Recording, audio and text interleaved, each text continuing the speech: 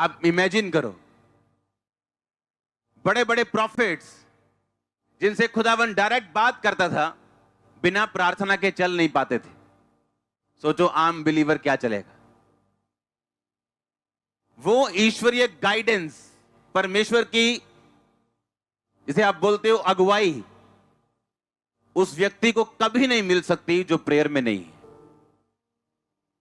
आपके बच्चे के बारे में क्या करना है, आपके बिजनेस के बारे में क्या करना है, आपके कैरियर के बारे में क्या करना है, कौन आपको बताएगा?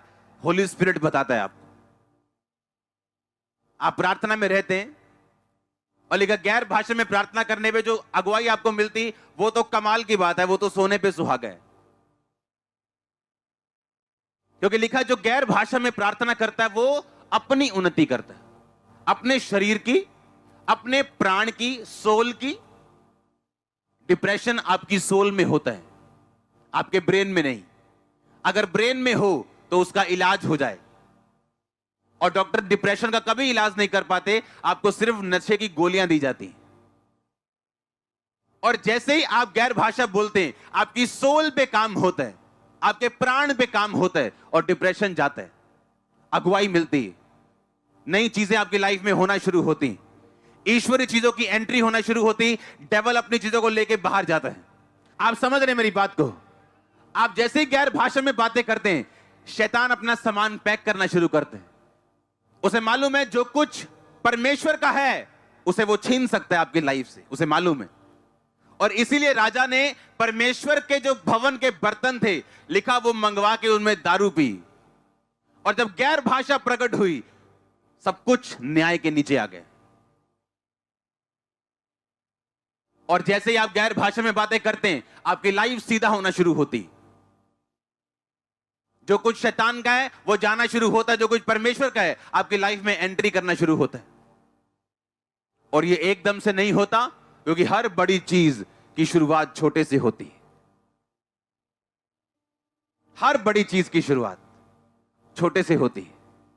एक छोटा चेंज, छोटा बदलाव, उसको कभी तुच्छ मत समझो। एक छोटी ब्लेसिंग कभी तुच्छ मत समझो, वही बड़ी होगी। वही छोटा बदलाव बड़े बदलाव में बदलेगा। एलिया ने कहा जा अपने सेवक को जा, देख क्या हो रहा है। कहता कुछ नहीं हो रहा है। अब देख, 7वीं बार कहता मुट्ठी सा एक बादल उठा है सिर्फ। कहता मुट्ठी बादल उठा है ना, चिंता मत कर, यही घनेरी घटाओं में बदल जाएगा। जैसे ही मुट्ठी पर बादल उठा, उसने राजा को बोला राजा भाग जा यहां से, क्योंकि इतनी बारिश आएगी बाद में तेरे को भागने की जगह नहीं मिलेगी। मेरी लाइफ का एक्सपीरियंस है।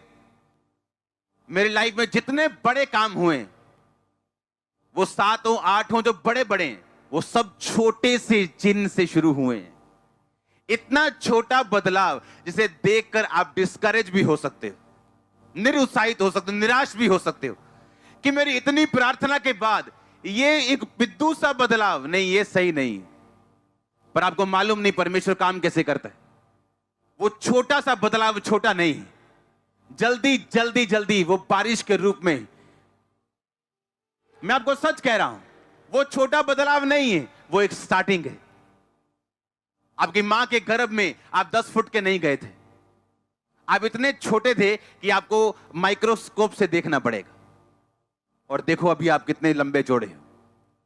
हर छोटा बदलाव आपकी लाइफ में छोटा नहीं है, परमेश्वर का अनदेखा हाथ उसके पीछे है।